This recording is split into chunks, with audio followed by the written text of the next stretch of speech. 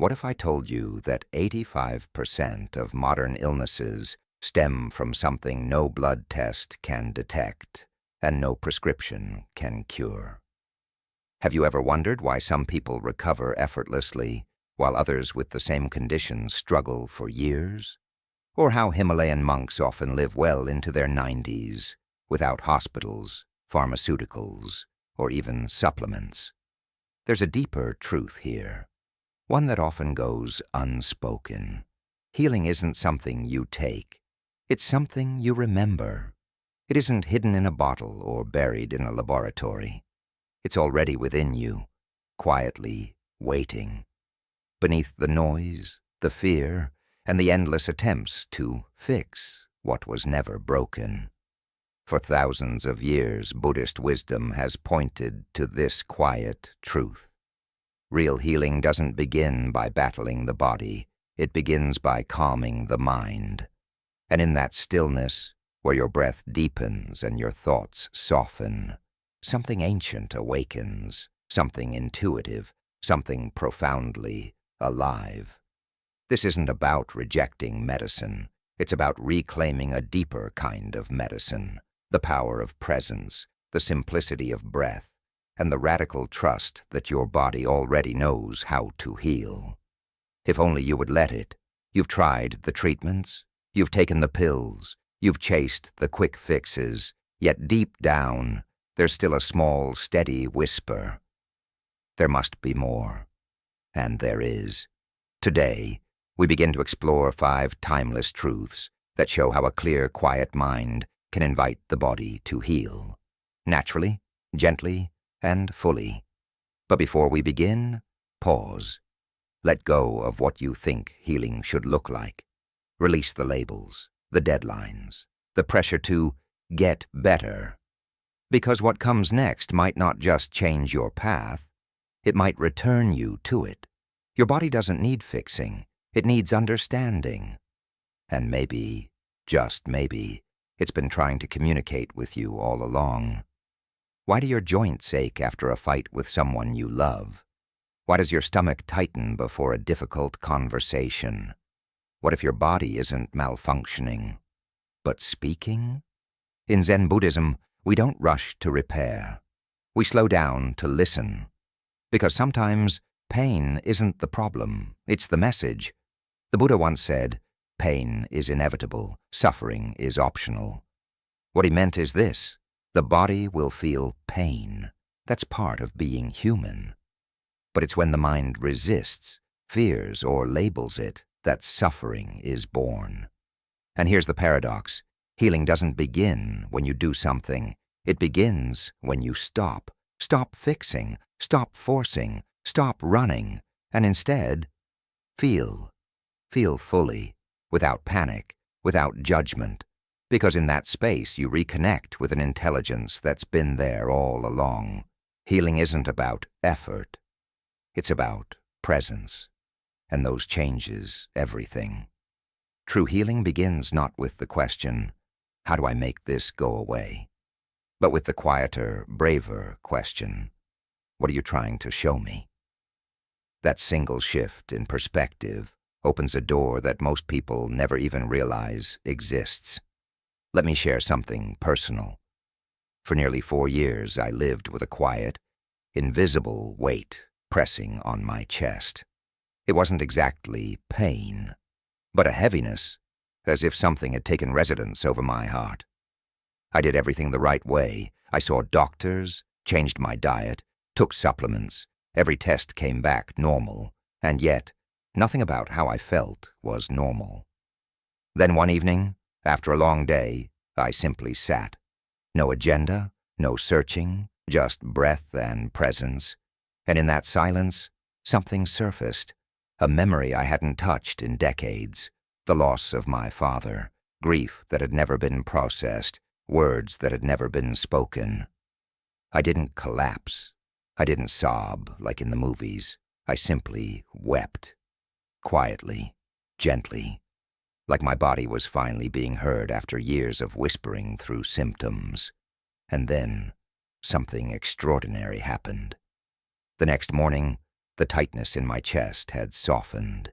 It hadn't disappeared, but it no longer screamed. It had been acknowledged, and sometimes that's all the body needs to begin healing. So many of us go through life treating our bodies like battlefields. We fight fatigue, numb the pain, and push through the tension, believing the body is the enemy. But here's a truth that changes everything. Your body isn't fighting against you, it's fighting for you. Every symptom is a signal, every signal is a quiet request, and every request is asking, simply and patiently, please listen. Even modern science is catching up. Harvard research shows that up to 90% of doctor visits are stress-related, not because stress is imagined, but because it literally rewires the brain, weakens the immune system, inflames the gut, and tightens the muscles.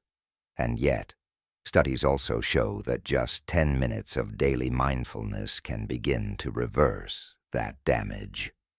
10 minutes. Not mysticism, measurable impact. But here's what you won't find printed on a prescription label. Healing is not only biological, it's emotional, it's energetic, it's deeply human. Psychologists have found that repressed emotions, especially grief, shame, and anger, often show up in the body as chronic symptoms.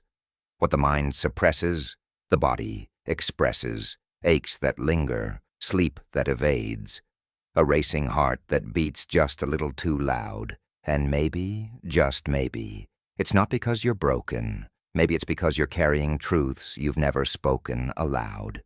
You might be thinking, but I've ignored this for years. How could listening help now? Here's the most beautiful truth I can offer you. The body never gives up on you. It waits, quietly, patiently. Like a loyal friend you haven't called in years, who still answers the moment you do, with warmth in their voice. Healing doesn't require perfection. It simply asks for presence. Even the law of attraction speaks the same language. Your body, like the world around you, responds to the vibration you carry most often. If your inner dialogue says, I'm falling apart, that belief begins to shape more than your thoughts. It starts to shape your cells. But imagine for a moment if your new mantra became, I am healing, I am listening, I am learning. That tiny shift, the gentlest ripple, is the doorway, not to escape, but to return, to reconnect, to remember. There's an image I love to share with students, one that helps root this truth deep into the heart. Picture your body as a wise, ancient tree. Its roots run deep, its bark holds memories, its scars tell stories. It doesn't bloom by force, it blooms when the conditions are right. Sunlight, stillness, space. You don't fix a tree, you nourish it, and it heals.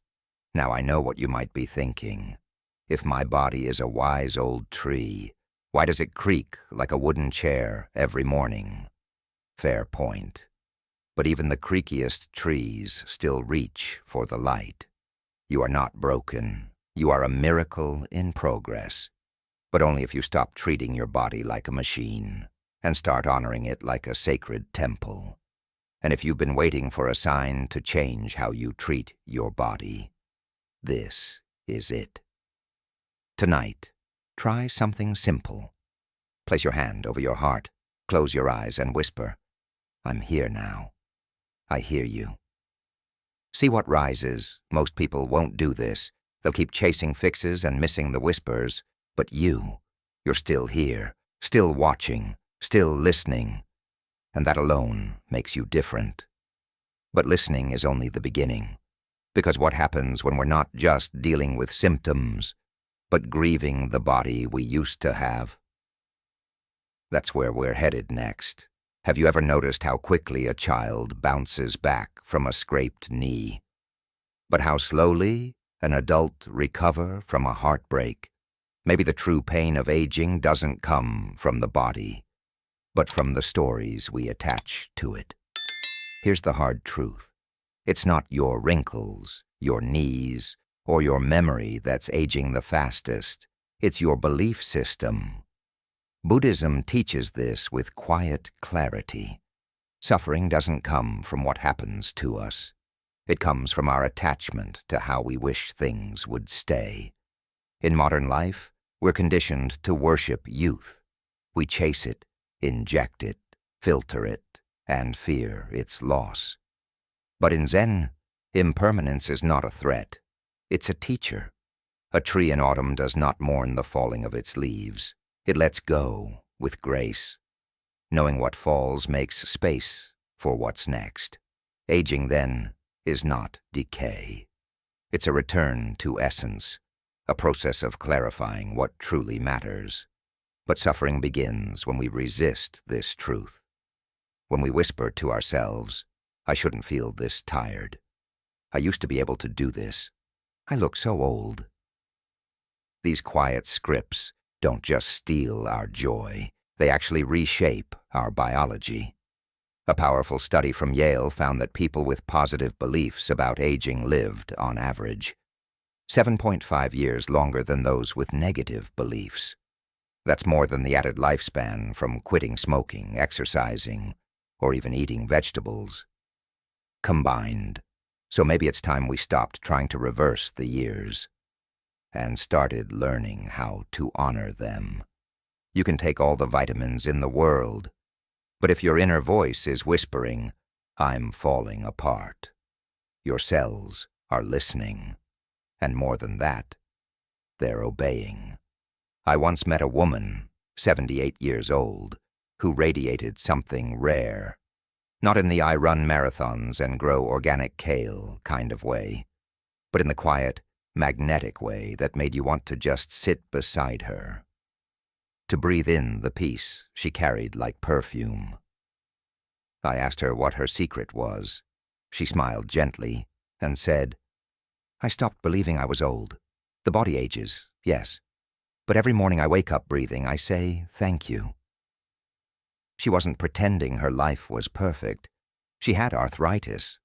Her hands trembled slightly when she poured tea.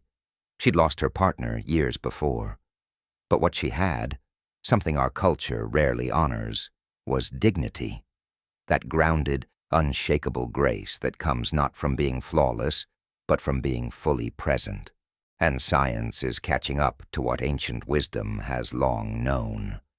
As we age, what hurts the most is rarely the body. It's the feeling of fading into the background, of becoming invisible, irrelevant, or past our prime. When meaning is lost, the nervous system begins to go dim. The body doesn't just slow down from age, but from emotional withdrawal, and yet connection can reverse that. Purpose is not a luxury, it's a vital sign. Research shows that even simple roles, like mentoring, volunteering, or planting a garden, can activate regions of the brain linked to joy, reduce physical pain, and extend longevity. From a law of attraction lens, this makes perfect sense. What we expect, we invite. If your inner dialogue says, "It's all downhill from here," then yes, it will be. But if you believe, "My best years are spiritually unfolding," you'll begin to attract people, energy, and experiences that match that belief. Your outer world reflects your inner frequency. And here's something that might challenge your current beliefs. Your body is not betraying you. It's maturing you. It's not falling apart. It's peeling away what's no longer essential. Just as the lotus rises from the mud, this stage of life can be your awakening, not your ending. Think of fruit as it ripens. When it's young, it's firm, shiny, maybe a little tart. But as it matures, it softens, sweetens, and becomes nourishing. In that same way, your soul is ripening. You're becoming medicine for others, if you choose to see it that way. Now, ripening doesn't mean we suddenly love every ache, every creak, or every new chin hair that shows up like an uninvited guest. Acceptance isn't always glamorous, but it is liberating. Aging doesn't ask us to adore every wrinkle. It asks us to shift our story from fear to reverence, from resistance to relationship, from control to trust. Let's be honest. Some mornings feel like a game of what new sound will my body make today? A crack here, a creak there, a mysterious groan that definitely wasn't there yesterday. But here's the magic. When we stop resisting and start smiling, even aging begins to feel lighter. Most people spend their lives chasing youth like it's a ghost, wasting precious energy on mirrors, memories, and regrets. But you're choosing something different. You're choosing to wake up. And that choice alone makes you rare. That choice already makes you free. Take a quiet moment and ask yourself, what belief about aging have I inherited that no longer serves me? Maybe it's the idea that aging means fading. Maybe it's the belief that wrinkles mean weakness. Write it down, burn it. Or better yet, replace it. Say, with every year, I grow wiser, lighter, and more connected to what truly matters. In Buddhism, we speak often of beginner's mind, a mindset of openness, a willingness to meet each moment as entirely new. That means even at 60, 70, or 80, you are not running out of time. You are running deeper into truth. You're not becoming less. You're becoming distilled. But let's go deeper. What happens when we've made peace with aging, yet still carry emotions we never had the space or safety to express? That's where the real healing begins. Because not all wounds come from the body. Some come from silence, from suppression, from years of carrying burdens we were never meant to carry alone. So let's take a deep breath, because we're ready to go further. Next we ask, how does the mind create physical pain? And what does Buddhism teach us about the nature of suffering? Imagine you stub your toe. The pain is sharp, instant, a bolt of sensation shooting through the nerves. This the Buddha called the first arrow, the physical unavoidable pain of being human. It's the body's alarm system, natural, protective. But it's what comes next that we'll explore together. But then, something else happens. The pain doesn't stay in your toe. Your mind grabs hold of it. You curse yourself for being clumsy. You worry it's broken. You replay the moment again and again. And suddenly the pain isn't just a sharp sensation. It's a storm. This is what the Buddha called the second arrow. The first arrow is life itself. The stubbed toe, the headache, the heartbreak, the aging joints, the loss. But the second arrow, that's the one we shoot ourselves. It's the story we tell, the fear, the resistance, the mental spiral. It's the emotional suffering layered on top of the physical pain. And here's the remarkable thing. Modern neuroscience now maps this ancient truth with startling precision. When we obsess over pain, when we ruminate, worry, or try to push it away, a part of the brain called the anterior cingulate cortex lights up like a distress flare. This region doesn't just detect pain, it interprets it, personalizes it, amplifies it. In studies on chronic pain patients, a surprising discovery emerged. Often the original injury has long since healed. Yet the brain continues to send pain signals, not because the body is still broken, but because the mind remains caught in a loop. Pain, over time, becomes a habit, a belief, a protective pattern etched into the brain's wiring. The mind, trying to help, keeps warning of danger that no longer exists. And this is where ancient wisdom and modern science meet. We may not control the first arrow, but we always have a choice about the second. We can meet pain with curiosity instead of panic, with breath instead of blame, with presence instead of resistance, and in that space, between sensation and story, healing begins. not because the pain disappears, but because the suffering no longer controls us. The Buddha taught, suffering doesn't come from pain. It comes from our attachment to it, from craving for it to go away, or aversion to the way it feels. Neuroscientists now call this catastrophizing. The mind's tendency to turn discomfort into disaster, a twinge into a crisis, but there's hope. In brain scans of experienced meditators, pain still registers, but the second arrow, the mental suffering, does not. Why? Because they've trained the mind to observe, not react. To let pain be just pain, instead of turning it into agony. One of the clearest examples of this is phantom limb pain. Amputees often feel intense sensations, cramping, burning, aching, in limbs that no longer exist. The body is gone, but the brain, confused by the absence, writes its own story. It creates pain out of memory. And this reveals something profound. Pain isn't only a message from the body, it's a story the mind tells itself. And just as the mind can create pain, it can also release it. Placebo studies show that the expectation of healing can trigger the release of endorphins, the body's natural painkillers. The brain, believing in relief, produces it. At the heart of this is the default mode network, a set of brain regions active when we're lost in thought, reliving the past, fearing the future. In those stuck in chronic pain, this network is constantly firing. Looping, why me? Looping, this will never end. But meditation quiets that storm. When you return to the breath, when you anchor in the now, the grip of the narrative loosens. The pain might still be there, but it's no longer the main character in your life. So how do we apply this? The Buddha's path gives us clear tools. First, mindfulness to observe the pain without judgment. Study it like a curious scientist. Is it dull or sharp? Does it move? Does it stay?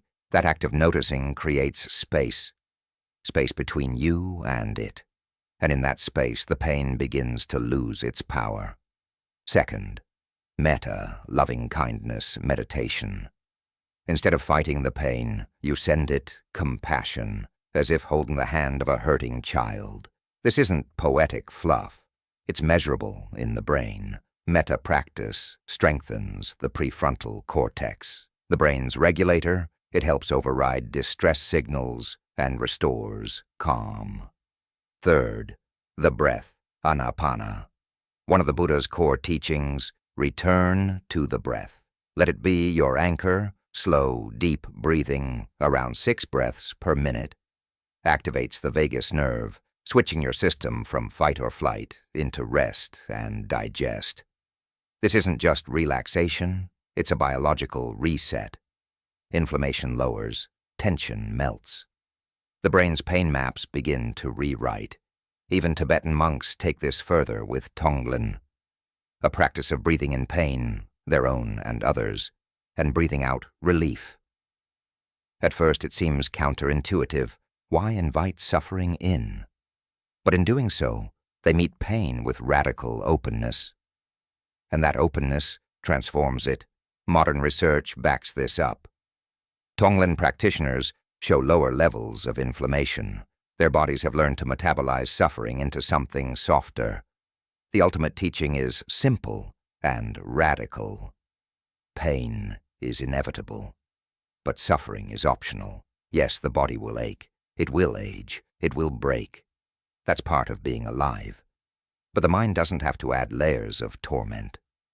When we stop resisting, when we stop storytelling, when we stop tightening around the pain, healing begins, not in a future without pain, but in the present moment, where peace becomes possible even in the middle of discomfort. How unbearable it feels, until something shifts. The pain might still be there, but it's no longer the enemy. It becomes just another sensation passing through, like weather across the sky. And in that space, something unexpected opens. freedom. The freedom to hurt without being destroyed by it. This isn't about pretending pain doesn't exist. It's about changing the inner dialogue from "this is unbearable" to "this is what's happening now." That single shift, no pill can replicate it. The Buddha called it the end of suffering. Neuroscience calls it neural reprogramming. But the result is the same, a life where pain doesn't get the final word. Because the truth is, your body remembers, your liver holds your anger, your gut stores your fear, your chest, your grief. So here's the real question. What happens to a body that's never allowed to cry? Or worse, one that's been trained to smile through everything? Let's not sugarcoat it. In the Zen tradition, we don't bypass emotion in the name of peace. We sit with it. We bow to it. Because what you don't feel, you can't free. And what you avoid emotionally, your body will eventually carry physically. I often tell my students, your body is not just flesh and blood. It's your autobiography, a living scroll, written in stifled sobs, unsaid goodbyes, and every whispered, "I'm fine," that wasn't fine at all. Think about it. How many years have you been collecting what you were too busy or too afraid to release? I once guided a woman in her 60s through her first silent meditation retreat. On the second day, during walking meditation, she suddenly broke down. When I gently asked what surfaced, she whispered, "I just realized I never got to grieve my mother. I was too busy taking care of everyone else." That moment transformed her, not because she cried, but because, for the first time, she allowed herself to. Buddhist teaching reminds us, suffering isn't the enemy, suppression is. Unfelt emotion is like stagnant water. Left still, it begins to rot. When we don't express, we inflame. Unspoken thoughts turn to tension. Silence turns to sickness. Yes, silence becomes sickness. Let's zoom in on science, not to overwhelm, but to confirm what wisdom traditions have known for centuries. Epigenetic research shows that unresolved trauma can switch certain genes on or off, not just in you, but in your children, and even your grandchildren. In other words, what you don't release, they might inherit. Psychologists have long understood the mind-body connection. But now studies confirm people who suppress emotions are significantly more likely to suffer from chronic illnesses, autoimmune disorders, and even heart disease. But here's the hope. Practices like expressive writing, talk therapy, and somatic meditation aren't just helpful, they're healing. They lower cortisol, balance heart rhythms, regulate immune function. You don't have to scream into a pillow every night. But your emotions do need a seat at the table. Most people think strength means holding it all together. But true strength? It's allowing yourself to fall apart on purpose. Not for attention, not for drama, but with quiet, radical honesty. Like a tree shedding its leaves, trusting that spring will return. Let me share something personal. There was a time when I was utterly exhausted. I was showing up for everyone, teaching, supporting, smiling. But inside, I was numb. One evening I finally sat still, no distractions. And out of nowhere, tears came. Not sadness, not despair, just a sacred, silent release. The weight of years lifted. I cried for 30 minutes, and afterwards, I didn't feel weak. I felt real, alive, light. It was as if I had finally come back into my own body. Let's talk vibration now. You cannot attract wholeness from a fragmented heart. You cannot manifest peace with grief locked in your chest. Energy is honest. What you resist persists. What you embrace transforms. When you soften, when you feel, when you release. Your vibration shifts, and the universe mirrors that shift. People show up. Healing begins. Peace returns. We've been told a lie. Those emotions make us weak. That vulnerability is something to hide. But the strongest people I've met, they feel deeply. They cry when they need to. They express what others are too afraid to touch. Because once you've made peace with your pain, nothing can be used against you. Now, I'm not saying you need to cry over every little thing. No one wants to break down over burnt toast. But we've all had days when it wasn't really about the toast, right? Here's the tragedy. Most people will carry this emotional weight until their final breath, never realizing it was optional. But you're different. You're watching this. You're feeling something stir. And that's not random. That's the invitation. Imagine your body as a house, and every unspoken emotion, a box shoved into the attic, forgotten, but leaking energy. Eventually the floorboards start to creak, and one day the house whispers, "Please, unpack me." Tonight try this. Write a letter to your body. Ask it, "What have you been holding for me?" Without rest, without thanks, without my attention. You might be surprised by what it says back. In Zen we say, when you sit in true stillness, your deepest truths rise, not to punish you, but to purify you. This isn't a breakdown, this is a breakthrough. Now that we've begun to release what's old, are you ready to explore what's waiting to rise? What happens when we learn to meet each new moment without fear, without resistance, without dragging the past behind us? That's what we're exploring now, because the present moment isn't just peaceful, it's profoundly healing. Let's go deeper now. To where the real pain hides, the body keeps the score. It always has. You wake up with your jaw clenched. Your shoulders are stone, tense and coiled. Yet nothing happened. No fresh wound, no obvious trigger. Still the body holds tension like a shadow you can't shake. Or maybe it's more subtle. The way your stomach knots when someone speaks in a certain tone. How your breath shortens in a crowd for reasons you can't explain. These aren't quirks. They're not random. They are messages, trauma encoded, unspoken, unwitnessed, written into your muscles, your posture, your breath. Your conscious mind may forget. But the body never does. Modern psychology now affirms what ancient wisdom has always known. Trauma isn't just stored in memory. It's stored in the nervous system, in your muscle fibers, in the rhythm of your breath.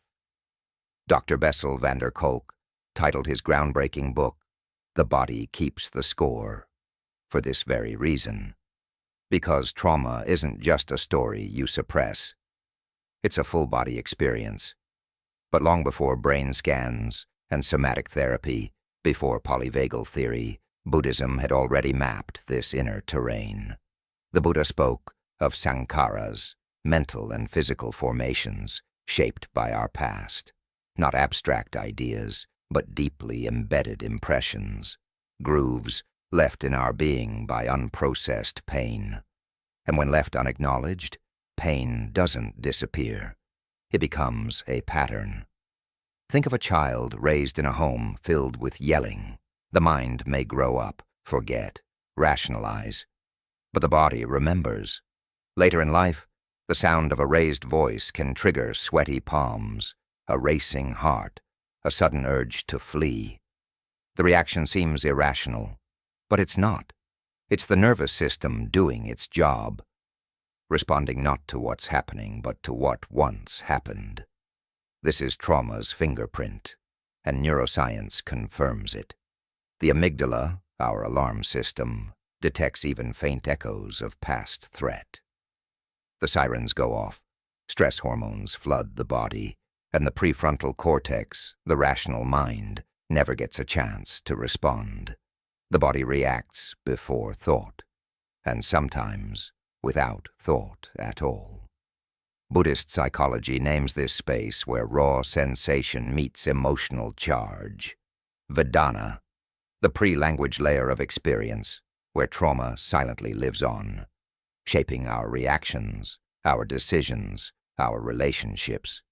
Tibetan medicine takes this further, mapping emotions to specific organs, grief in the lungs, fear in the kidneys, anger in the liver.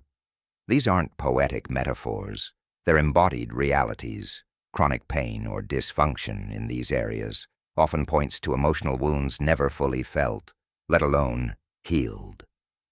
A 2019 Columbia University study found patients with repressed childhood trauma were significantly more likely to develop autoimmune disorders. It's as if when the soul is silenced, the body speaks louder. Sometimes so loud, it begins to turn on itself. So, where does trauma hide? Everywhere. In the hunch of your shoulders, still bracing for a blow that never came. In the shallow breath, left over from a freeze response you didn't know you had. In the insomnia whispering danger in the dark, long after the danger is gone. Somatic therapist Peter Levine calls these trauma capsules, pockets of undischarged survival energy stuck in the body. And here lies the difference between us and the wild animals we once were. When a deer escapes a predator, it shakes, violently, discharging the energy, resetting the nervous system. But humans? We don't shake, we suppress, we endure, we keep going. And the body pays the price, not because it's weak, but because it's wise, and it refuses to stop calling until it's finally heard. The Buddha offered a path out, not through analysis, but through embodiment, through relearning how to inhabit the body without fear. The Satipatthana Sutta, the Buddha's foundational teaching on mindfulness, doesn't begin with ideas, it begins with the body. Observe the breath. Notice sensations. Be present in the flesh. This isn't avoidance, it's the opposite. It's turning toward what we've exiled. Modern therapies now echo this ancient approach. Sensoromotor psychotherapy, for example, guides people to track body sensations as portals into old pain, because the body always speaks first. In murmurs, long before it screams, one striking example, the psoas muscle. A deep core muscle yogis call the muscle of the soul. It connects spine to femur, and is one of the body's primary fight-or-flight triggers. When chronically tight, often from trauma, it can cause back pain, digestive distress, even anxiety. But here's the thing. You can't think your way out of clenched psoas. You cannot think your way out of trauma. You have to feel your way through it. That's why trauma release exercises, like those developed by David Berceli, are so powerful. They mimic the body's natural shaking response, allowing trapped energy to discharge. It's no coincidence these tremors resemble the spontaneous jolts of Kundalini awakening or the cathartic shakes seen in ecstatic Buddhist rituals. The body knows how to heal.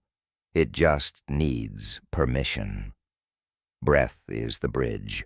Trauma interrupts our natural breathing. We hold our breath. We breathe shallowly into the chest. We stay stuck in survival mode. The Buddha's anapanasati, mindfulness of breath, is not just meditation. It's neurological reprogramming. Slow, deep breathing into the belly sends signals of safety to the amygdala. It dials down the internal alarm. Research into holotropic breath work shows that certain breathing patterns can bring repressed memories to the surface. Not as stories, but as heat. Tingling, trembling, waves of emotion. This is trauma unwinding. Then there's movement. In Tibetan Buddhism, sacred yogic exercises are used to dissolve psychic knots, places where emotional pain has crystallized into physical tension. Today, trauma-sensitive yoga carries forward that same wisdom. With slow, conscious movement, we reclaim agency in a body that once froze. A 2014 Harvard study found that yoga was in some cases more effective than medication for PTSD, not because it erased memories, but because it rewired the body's relationship to them. But perhaps the deepest medicine of all is compassion. Trauma thrives in shame, the belief that you're broken, that your body betrayed you by freezing, that you should be over it by now. Metta, loving-kindness meditation, softens this inner war. It teaches the body, you are safe, you are loved, you are worthy of care. A 2021 study showed that PTSD patients who practiced metta regulated their stress hormones faster. That makes sense. Trauma isolates, love reconnects. Healing isn't about erasing the past. It's about changing its weight. Yes, the body keeps the score, but it also holds the remedy if we're willing to listen. To touch the pain, not with judgment, but with curiosity. To breathe into the tension until it softens. To tremble, shake, or cry. If that's what the body has been waiting years to do. As the Zen teaching goes, the way out is through, not around the pain, not above it, through, straight into the heart of what once froze, until it thaws. Back into life. The healing power of present moment awareness. What if the real medicine isn't in next year's therapy, or tomorrow's sunrise, or the next wellness trend?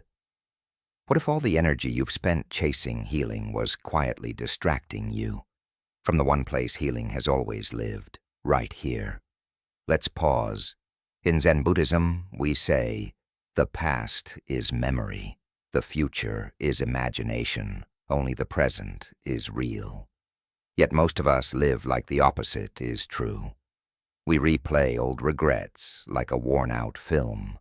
We fast forward into imagined futures, trying to predict what hasn't happened. Meanwhile, this moment, the only one that actually exists, slips past like a friend we keep rescheduling. And here's the twist. Suffering doesn't just come from pain.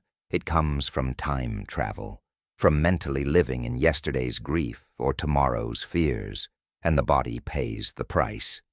Tension, fatigue, racing thoughts, shallow breath. Because when the mind isn't here, the body braces for danger. Zen teaches something radical. This moment is not a stepping stone, it's the destination. Peace doesn't arrive when everything is perfect. Peace arrives the moment you stop demanding that things be different.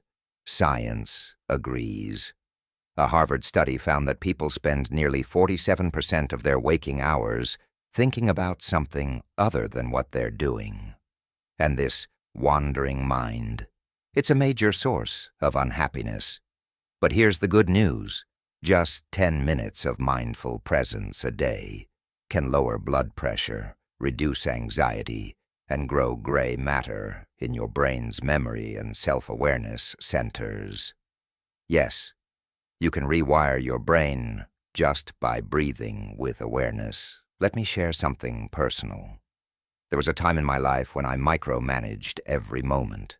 Supplements, schedules, habits, all meant to fix me. Every day felt like a strategy to earn tomorrow's wellness. Then one morning I sat outside, under a Bodhi tree I'd planted years earlier. I wasn't meditating. I wasn't doing. I was simply there, watching the wind move the leaves, feeling my breath rise and fall, hearing life hum around me. And something profound happened. For the first time in weeks, my jaw unclenched, my stomach softened, my heart opened. And I remembered, healing didn't come from effort. It came from presence. Psychologically, this makes perfect sense. When you're fully present, the what-if spiral in your mind dissolves. You exit the loop of fear. You give your inner child a place to rest. And from a law of attraction perspective, your vibration is always now.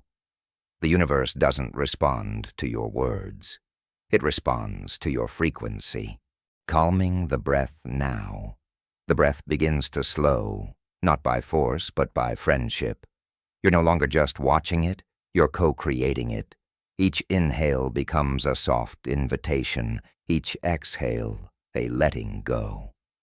The body receives this rhythm like a lullaby, soothing the nervous system, softening the edges of tension, inviting safety to return. Here, the mind and body reunite.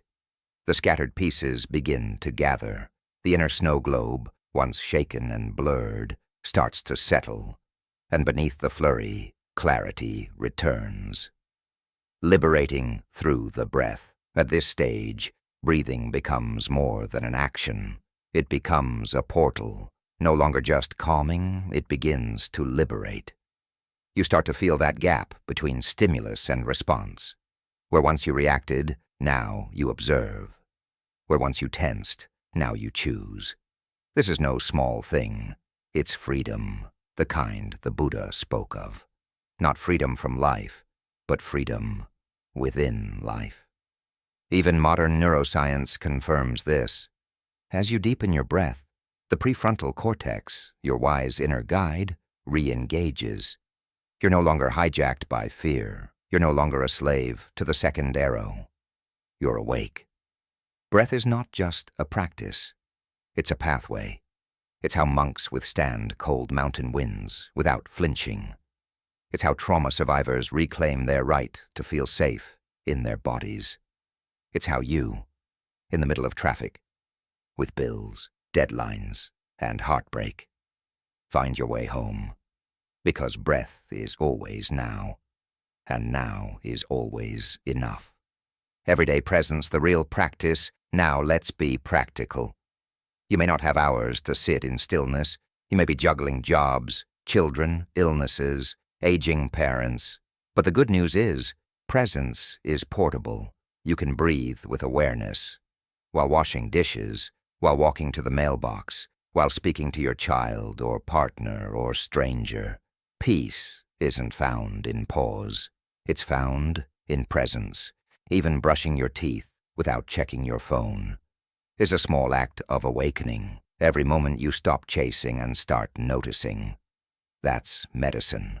That's real practice. That's the secret most people miss while running toward healing that was never far away. The universe doesn't respond to words. It responds to frequency. And your frequency lives in the now. If your energy is stuck in what hurts, what's missing, or what might go wrong, you amplify that reality. But when you come into this breath, this moment, with gratitude, with curiosity, with even the smallest spark of trust, you emit something magnetic, and life responds. Because the present moment isn't a timeout from reality, it's where reality transforms. Try this.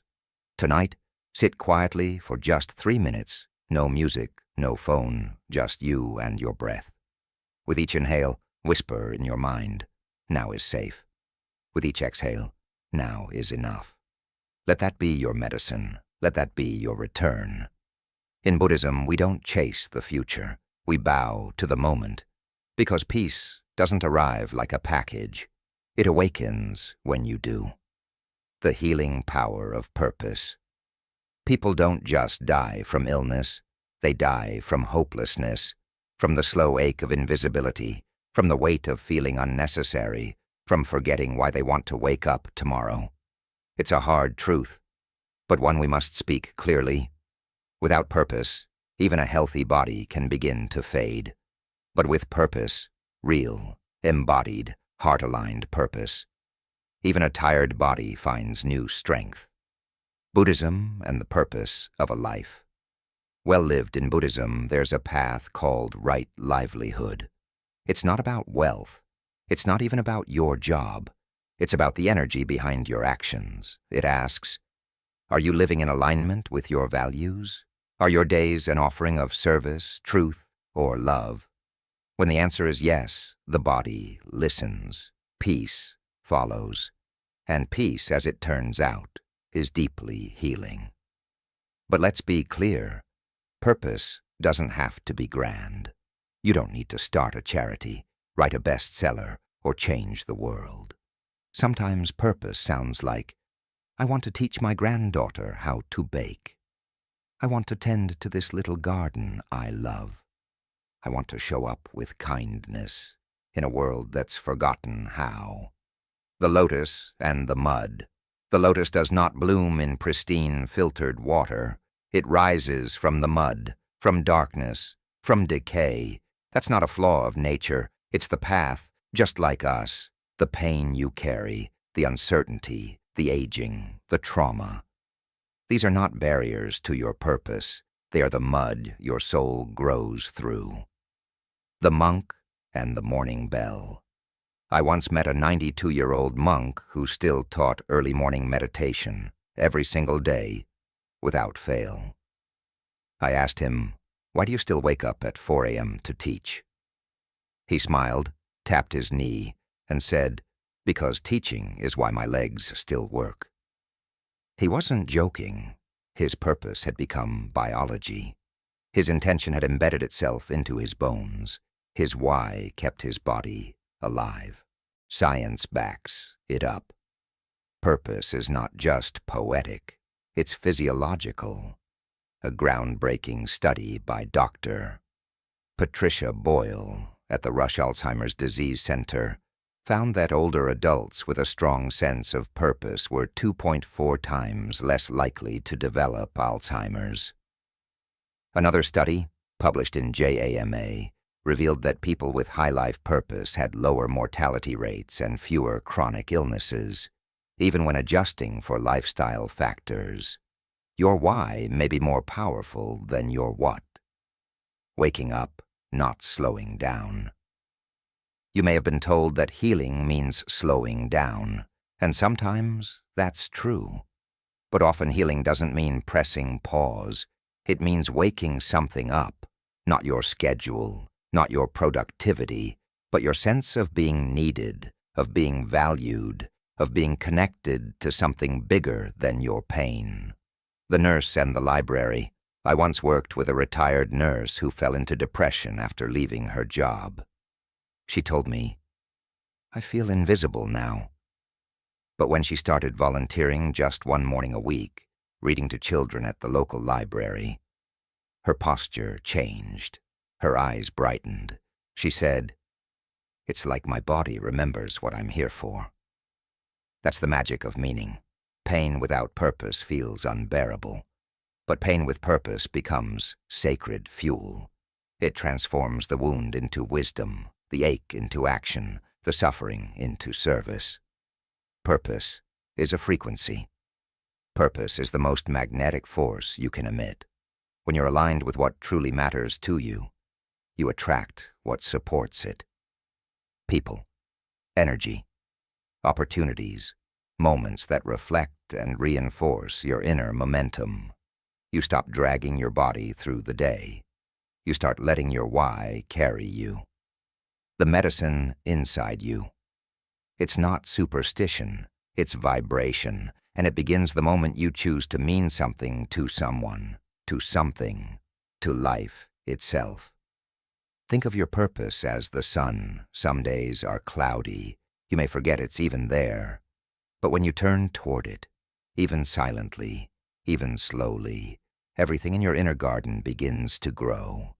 Because the body responds to warmth, especially the warmth of meaning.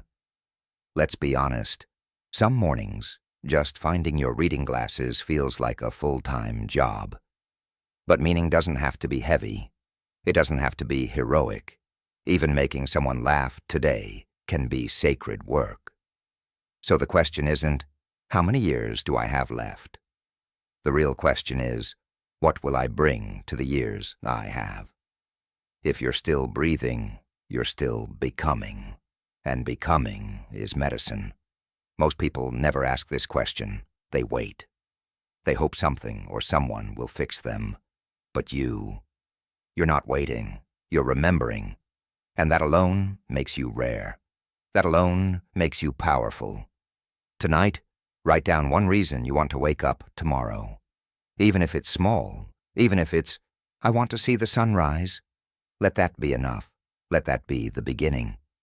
In Zen, we don't chase, purpose. We meet it in service, in silence, in joy. You're not too old. You're not too late. Your why is still whispering. All it needs is your ear. Belief that heals.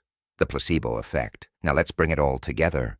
Awareness, emotion, belief, purpose, and land it in the most astonishing place. The healing power of belief. Imagine this. A patient with debilitating knee pain undergoes surgery. An incision is made. Stitches are placed. But no real procedure is done. Nothing is fixed. And yet, weeks later, the patient walks pain-free. Not because of what happened to the knee, but because of what happened in the mind. This was a real 2002 study from Baylor College of Medicine. It wasn't a fluke, it was a revelation.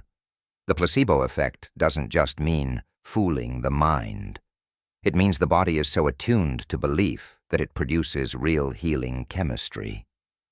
Opioids, dopamine, anti-inflammatory agents. Flooding the bloodstream, lighting up the same brain regions as morphine. Your body is always listening to your words, to your stories, to your expectations, and it responds. That's not magic.